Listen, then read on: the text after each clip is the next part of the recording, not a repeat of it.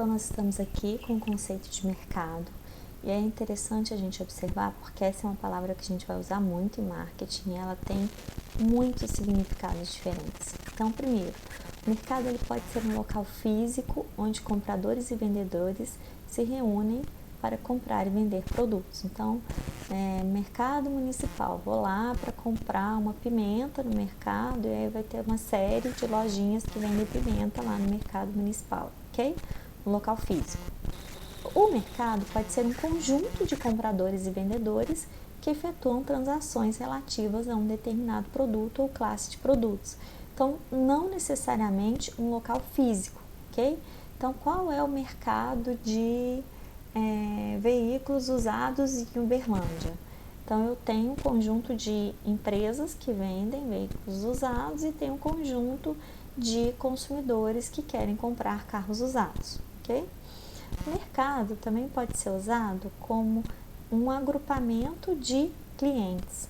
Então, mercado consumidor de produtos naturais, a gente ouve essa expressão, né? Nesse caso, o mercado vai ter esse significado de um agrupamento de clientes.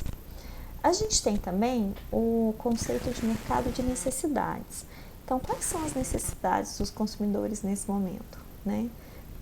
Aqui nós temos dois exemplos, né? O mercado de necessidade de ter um corpo magro, o mercado da beleza, na verdade, magro e jovem, né? São mercados aí que têm crescido de forma considerável. Então, são necessidades que são observadas pelas empresas e aí, para isso, elas oferecem, né, produtos e serviços voltados para esses mercados. Então, nós temos, né, cremes, novas técnicas de rejuvenescimento, a gente tem clínicas de massagem, de venda de produtos naturais, de academias de ginástica e uma série de serviços e produtos voltados aqui para essa necessidade de ser magro e jovem. A gente tem o mercado de produtos, né? Então, um sapato, uma calça, as coisas, produtos tangíveis que eu compro. A gente pode ter a expressão de mercado demográfico. Então, a característica aí desse meu mercado consumidor, então eu tenho aqui, né, um mercado de jovens, um mercado de pessoas mais velhas, são exemplos de mercados demográficos. Eu tenho o conceito de mercado geográfico, então estou falando, por exemplo, do mercado chinês, né, da China, estou falando do mercado, por exemplo, da região Nordeste. Por que é interessante a gente se atentar para isso? Porque a gente vai ver que as empresas, a depender do conceito de mercado que elas estarão usando, vão ser as estratégias de marketing que essas empresas vão lançar, né? Por exemplo, algumas empresas lançam produtos, a gente vai falar sobre isso, embalagens com uma quantidade, por exemplo, menor de produtos para ser vendido na região Nordeste, porque é uma região em que a população tem um poder aquisitivo de forma geral mais baixo. Então, elas vendem coisas menores para conseguir vender por um preço mais baixo e esse consumidor do Nordeste conseguir comprar, né? Isso baseado que tanto no mercado geográfico da região Nordeste, quanto no mercado demográfico, ou seja, de pessoas com renda um pouco mais baixa. E aí aqui eu tenho uma figurinha lá do livro do Kotler, Sistema Simples de Marketing, e aí aqui eu tenho o setor produtivo, com um conjunto de vendedores, e eu tenho aqui um conjunto de compradores exemplificando o mercado. Então, nesse caso aqui, nesse esquema, eu tenho o setor produtivo que abastece o mercado consumidor com bens e serviços e comunica a esse mercado consumidor os bens e serviços que tem produzido através do marketing, e esse mercado consumidor paga o setor produtivo e devolve as informações para que esse setor produtivo possa ajustar tanto a produção de bens e serviços como a forma que tem lidado com a comunicação da venda desses bens e serviços. Então, aqui eu tenho um sistema simples de marketing, né, de trocas tanto de produtos quanto de recursos, quanto uma troca de informação baseado na informação que os clientes dão para o conjunto de vendedores, quanto as informações que são passadas dos vendedores para o consumidor. Aqui, então, eu tenho novamente alguns exemplos de alguns mercados. Então, mercado consumidor. Empresas que vendem produtos de consumo em massa, investimento em estabelecer um produto superior, uma embalagem adequada, disponível em local adequado, sustentado por uma propaganda envolvente e serviços confiáveis. Eu tenho um mercado que a gente chama de organizacional. Então, nesse caso, as empresas que vendem bens e serviços para outras empresas. Papel importante desempenhado pela força de venda, preço e reputação da empresa. Então, se a gente pega o mercado organizacional e o mercado consumidor, a gente vai precisar pensar qual é o mercado que a minha empresa quer atender, porque se for o mercado consumidor, a estratégia de venda da minha empresa vai ser bastante diferente do que se a minha empresa for atender o mercado organizacional. Né? Como foi dito aqui, a força de venda é um fator fundamental para que empresas possam vender para outras empresas, né? Muito mais do que se eu quero vender para outras empresas, é bem provável que eu tenha um esforço de venda, muitas vezes, por exemplo, baseado num consultor de vendas, que talvez seja muito mais efetivo do que se eu fizer uma propaganda na televisão, né? Do que seria uma forma de estimular o meu consumidor a comprar, o meu consumidor direto a comprar os produtos que eu estou vendendo. A gente tem o mercado global, que a gente diz, né, quando as empresas vendem produtos. Nesse mercado, elas precisam definir onde investir, como entrar, como adaptar. A gente também já comentou um pouco sobre isso, da questão cultural, né, da língua, os sistemas jurídicos. A gente vai ver que esse crescimento internacional ele pode ser uma coisa bastante complicada quando você não compreende principalmente a cultura de um outro país. E a gente tem um mercado sem fins lucrativos e governamentais, que são empresas que vendem produtos para organizações sem fins lucrativos com limitado poder de compra. Nesse caso, a gente tem um processo de favorecimento das propostas de menor preço. Nós, por exemplo, né, do Instituto Federal, a gente trabalha com licitação, né? Então, para todas as coisas que é preciso comprar no Instituto, é aberto um processo de licitação e aí são dadas as especificações do produto ou do serviço que o Instituto precisa e a partir dessas especificações a empresa, né, que conseguir atender as especificações e oferecer o menor preço é a empresa que consegue atender esse mercado, no caso, né, governamental, que é o mercado das instituições federais.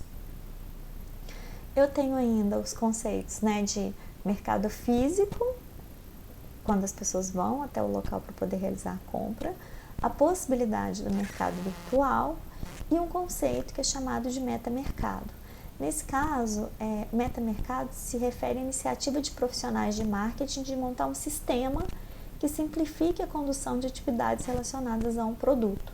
Por exemplo, no caso de carros, a gente tem um sistema que envolva montadoras, concessionárias, seguradoras, oficinas, revendedores de autopeças, revistas, sites de carro na internet. Então, isso é um metamercado, por exemplo, relacionado à área de carro. Aqui a gente tem um exemplo de um site, né? É um site que congrega uma parte desses serviços relacionados à questão do carro. É um site internacional, peguei porque é o exemplo que está lá no nosso material de referência. E aí aqui eu trouxe um outro exemplo, ele já mudou um pouquinho o formato do site, mas esse é um site interessante, se chama Roupa Suja Se Lava na Máquina. Eu descobri esse site há um tempo atrás, quando eu estava procurando uma máquina nova para lavar roupas, e aí eu queria indicação de qual era a melhor máquina para comprar. E aí é interessante porque esse cara, ele testa, né, as máquinas de lavar de diferentes marcas, ele faz um processo de acompanhamento de preço, de assistência técnica. Recomendo, tá? Se alguém estiver pensando em comprar ou trocar a máquina de lavar roupa, sugiro que deem uma olhada nesse site, que ele é bem interessante. E aí o site ele se tornou tão bom que as empresas acabaram, de certa forma, acredito eu, financiando para que ele pudesse testar outros produtos. Então, eu já vi teste de forno lá no produto dele, no site dele. Então, foi crescendo essa iniciativa, né, aqui de congregar diferentes oportunidades de busca de informação para o consumidor. Bom, esse talvez seja um dos slides mais importantes da nossa aula aqui dessa parte, que é a diferenciação entre necessidade e desejo. A gente vem falando até aqui um pouco dessas duas coisas, de necessidade e desejo. E aí há toda uma discussão, a gente também já falou sobre isso, se o marketing cria necessidade, se o marketing engana as pessoas e faz as pessoas comprarem o que elas não querem. Na verdade, gente, as necessidades elas já existem, né? A gente tem lá a pirâmide de necessidades do Maslow, que provavelmente vocês já viram, vão ver com o Marcelo na área de gestão de pessoas. E aí os seres humanos eles têm necessidades básicas, né, de ar, de comida, de água, de roupa, de abrigo. A gente tem necessidades para além das necessidades básicas de recreação, de instrução, de diversão, de reconhecimento, de satisfação, se a gente vai, né, mais para o topo da pirâmide. E aí a questão é que o marketing precisa compreender como é que ele vai influenciar os desejos relacionados a essas necessidades, ok? Então, uma coisa é, eu preciso comer, isso é fato, né? Não tem como sobreviver sem comida, pelo menos a princípio não, né? Então, comida é uma necessidade, mas eu não preciso comer um sanduíche, uma batata e um milkshake do McDonald's. Isso, o McDonald's vai criar uma forma de influenciar para que quando eu estiver com necessidade de comer, o meu desejo seja comer um lanche do McDonald's. Então, o desejo é uma necessidade direcionada a um objeto específico. Então, o marketing ele não cria necessidades, ele influencia os desejos, ok? E aí a gente tem, né, o que eu comentei aqui também, é o conceito de demanda. Então, demanda são desejos por produtos específicos sustentados pela capacidade de comprá-los. Então, não é porque eu sonho em ter um carro, por exemplo, que custa 230 mil, que eu sou demanda para esse carro, porque eu não tenho grana para comprar um carro desse preço, né? Então, não é apenas o desejo do produto, mas a disposição e a capacidade de compra. Então, quando a empresa vai avaliar a demanda pelos seus produtos, ela precisa avaliar quais são os consumidores, não só os que querem o produto que ela está vendendo, mas aqueles que têm dinheiro para comprar, porque é esses que de fato vão se constituir como demanda dessa empresa. Bom, aqui, né, de novo, o marketing cria necessidades, marketing faz as pessoas comprarem o que não querem. O marketing não cria necessidades, elas surgem, os profissionais de marketing influenciam os desejos. Bom, e aí é interessante a gente entender quais são as necessidades e como o marketing pode influenciar e como compreender exatamente aquilo que o cliente quer, né? O que quer dizer, por exemplo, quando eu digo que eu quero passar férias em um hotel tranquilo, ou que eu quero um cortador de grama potente, ou que eu quero um carro barato, né? Eu, por exemplo, mãe de 4 filhos, se eu disser que eu quero um hotel tranquilo, provavelmente quando eu estiver dizendo isso, eu vou estar dizendo que eu quero um hotel em que o meu quarto, por exemplo, não fique no segundo andar de um lugar que não tenha grade. Vou dizer que um hotel tranquilo para mim é um hotel que tem recreação, ou seja, que tem entretenimento para os meus 4 filhos me darem um pouco de sossego. Então, isso constitui um hotel tranquilo para mim. Se eu for pegar, por exemplo, um hotel tranquilo para uma pessoa de 70 anos, provavelmente ela vai pensar num hotel em que é um hotel mais vazio, em que ela não precise ficar na fila, por exemplo, para servir comida no restaurante, que não vai ter crianças gritando no ouvido dela, né? Então, isso, percebam que a concepção do que eu digo como sendo um hotel tranquilo pode ser muito diferente do hotel tranquilo para um outro tipo de consumidor. Então, as empresas, né, o marketing precisa compreender o que o consumidor deseja. Então, para conquistar vantagem competitiva, as empresas devem ajudar os clientes a descobrirem o que querem. Então, se eu digo que eu quero um hotel tranquilo, a empresa precisa contribuir para que a empresa de turismo, por exemplo, né, precisa compreender o que eu estou querendo dizer para que ela consiga atender essa minha necessidade.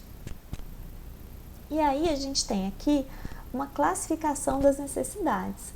Porque a necessidade não é só a necessidade declarada pelo cliente, né? A minha necessidade declarada aqui seria: eu quero um hotel tranquilo. Ok, isso é o que eu estou dizendo, mas o que mais tem por trás disso? Né? Quando eu digo, por exemplo, que eu quero um carro barato, o que eu estou querendo dizer com isso? Então, a necessidade declarada, por exemplo, nesse caso do carro, quer dizer que o cliente quer um carro econômico. Isso pode ser a necessidade declarada dele. Então, eu quero um carro barato, nem é só um carro que eu vou pagar barato pelo carro. Eu quero um carro que depois não me dê despesa demais, né? Então, no caso, as necessidades declaradas, o cliente quer um carro econômico, ok? Quais são as reais necessidades desse cliente? O cliente quer um carro que o custo de manutenção seja baixo. Isso também faz parte aqui da minha classificação de que eu quero um carro barato. Bom, quais são as necessidades não declaradas? O cliente, apesar de querer um carro barato, ele espera um bom atendimento por parte do revendedor, ok? Bom, a gente tem também o que a gente chama de algo a mais. O que mais que esse cliente quer que ele não está dizendo? O cliente, por exemplo, pode querer que o revendedor inclua um sistema de GPS no carro dele, né? Tem essa expectativa de atendimento de algo a mais. E as necessidades secretas são aquelas que muitas vezes nem o consumidor se deu conta de que ele tinha. Então, uma das necessidades secretas aqui pode ser que o consumidor quer ser visto pelos clientes como um consumidor inteligente, né? Por outros clientes como um consumidor inteligente, ou pelo próprio dono da revendedora de veículos como um cliente inteligente, ok? Então, aqui é para a gente perceber que há muito a se compreender a respeito das necessidades dos consumidores e da forma como esse desejo pode ser influenciado. Bom, e aí aqui, para que eu possa entender exatamente, né, como influenciar esses desejos, eu preciso entender que as empresas não atendem todo mundo, a gente já falou disso, então eu preciso selecionar qual é o meu mercado-alvo, quais são os atributos diferenciados que eu vou oferecer para esse mercado, para que eu tenha a seleção da minha segmentação. Então, a segmentação de mercado é a definição do mercado-alvo a partir da definição de posicionamento da empresa. Quais são os benefícios centrais, então, do produto ou do serviço que eu estou oferecendo? Eu vou, por exemplo, segmentar o meu mercado para consumidores que ganhem um salário mínimo. Para esses consumidores, eu vou vender um produto, por exemplo, o principal benefício do produto que eu estou vendendo vai ser um preço baixo e a facilidade de encontrar esse produto em qualquer lugar que o consumidor procure. Qualquer lugar não existe, né? Mas em lugares de fácil acesso para esse consumidor, ok? Isso é um exemplo. Bom, as marcas elas precisam ter uma proposta de valor, então, que é um conjunto de benefício capaz de satisfazer o consumidor. E aí aqui, gente, proposta de valor está envolvida em quais são, né, esses benefícios que o consumidor quer ter, baseado nas necessidades declaradas e nas necessidades não declaradas desse consumidor. Como é que eu consigo oferecer algo que seja visto por esse consumidor como algo diferenciado a ponto desse consumidor querer comprar, né? E aí as empresas elas criam as marcas para os seus produtos como formas, né, de criar associações na mente do consumidor desse conjunto de benefícios que essa empresa está oferecendo. Então, se eu falo, por exemplo, voltando aqui ao caso do chocolate, perto da Páscoa agora, se eu falo de chocolate, eu falo de Cacau Show, eu falo de chocolate razoável com preço bom. Se eu falo de Copenhague, eu falo, por exemplo, de chocolates relativamente mais caros. Então, eu já sei que a Copenhague é uma marca mais cara do que a Cacau Show, ok? Então, eu tenho já essa associação relacionada ao que a marca me remete quando eu penso em determinada marca de produto, nesse caso, o chocolate. E aí, a gente tem a questão do valor e satisfação. Então, no caso, valor são os benefícios tangíveis e intangíveis, né? Todos os benefícios que o consumidor consegue tocar e aqueles que ele não consegue tocar. E os custos financeiros e emocionais envolvidos no processo, que também precisam levar em conta a questão da qualidade do serviço e do preço. Então, o marketing, ele identifica, cria, comunica, entrega e monitora o valor por cliente, e esse valor tem que levar em conta todas essas questões aqui. Bom, um cliente satisfeito é um cliente no qual o marketing, né, e a empresa que está vendendo aquele produto ou aquele serviço consegue atender a expectativa desse cliente, ok? Então, aqui, um cliente satisfeito, o produto ou serviço atende, né, tem um desempenho compatível às minhas expectativas. Só que no mundo cada vez com mais concorrência, a minha empresa, o ideal seria que ela fizesse mais do que isso, né? Seria que, em vez de simplesmente ter um cliente satisfeito, que eu tenha um cliente encantado. Então, qual é o algo a mais que eu posso oferecer para esse cliente, para que ele fique de fato encantado com a minha empresa, né? Quais são os fatores que esse cliente valoriza para que eu possa atender essa expectativa e ainda criar algo a mais que esse cliente gostaria, que ele não declarou, mas que vai deixar ele mais do que satisfeito, a ponto, por exemplo, dele indicar a minha empresa sem ganhar nada com isso, simplesmente pelo fato de que às vezes ele foi bem atendido ou teve um benefício que ele não estava esperando. Aqui a gente tem os conceitos de canais de marketing. Então a gente tem os canais de comunicação, que incluem, por exemplo, a fachada das lojas. A gente tem os canais de distribuição. Então aqui eu tenho o atacado, varejos, intermediários, e eu tenho os canais, por exemplo, de serviços, os bancos, as seguradoras, etc. Lembrando, gente, que a gente está passando aqui por alguns conceitos que a gente vai trabalhar de forma muito mais detalhada ao longo do curso, tá certo? A gente tem aqui o conceito de cadeia de suprimento. Então aqui eu tenho todo o processo, né, nesse caso aqui de produção do café, então da fazenda à xícara, todo o processo produtivo da matéria-prima até o produto final, é chamado de cadeia de suprimento. E aí aqui a gente tem o tópico também sobre concorrência. Então, quando eu estou falando de concorrência, eu estou falando de empresas que ofereçam o mesmo produto que eu, ou que ofereçam o que a gente chama de produtos substitutos. A gente também já comentou isso na última aula. Então, não é só quem vende exatamente a mesma coisa que eu. Por exemplo, as empresas têm vendido televisões, mas cada vez mais as pessoas têm se disponibilizado a assistir coisas na internet num tablet. Então, o tablet é um substituto para TV. Isso é uma coisa que as empresas produtoras de TV vão ter que lidar, né? E aí eu tenho concorrentes reais e eu tenho concorrentes potenciais. O que seriam esses concorrentes reais? Os concorrentes reais são aqueles concorrentes que já estão lá no meu mercado, né? Que estão disputando comigo por preço, por propaganda e tudo mais. O que são os concorrentes potenciais? São concorrentes que podem, por exemplo, entrar no meu mercado. Então, eu posso ser a única empresa que vende lanche no intervalo do lanche do Instituto Federal, ok?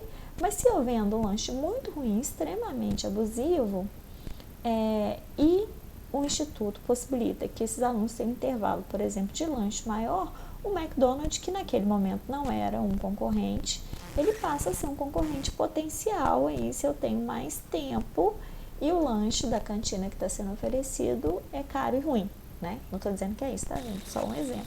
Mesmo porque nosso intervalo está curto o suficiente para não dar tempo nem de comprar o lanche na cantina, né? Mas faz parte. Bom, a gente tem aqui ainda o conceito de ambiente de marketing. Vocês vão trabalhar isso com o professor Breno também, que é o que a gente diz que é o microambiente. Então, quando eu falo de microambiente, eu estou falando de produção, distribuição, promoção de oferta, eu estou falando da empresa, do fornecedor, do distribuidor, e o macroambiente é um ambiente mais geral no qual essa empresa está inserida. Então, no macroambiente, eu tenho um ambiente demográfico, econômico, sociocultural, natural, tecnológico, político, legal, ok? Então, quando a gente está falando de microambiente, a gente está falando do ambiente da empresa. Quando a gente está falando do macroambiente, a gente está falando do contexto mais geral no qual aquela empresa está inserida, ok? Então, com isso, a gente encerra aqui o nosso conteúdo da aula 2 de Fundamentos de Marketing.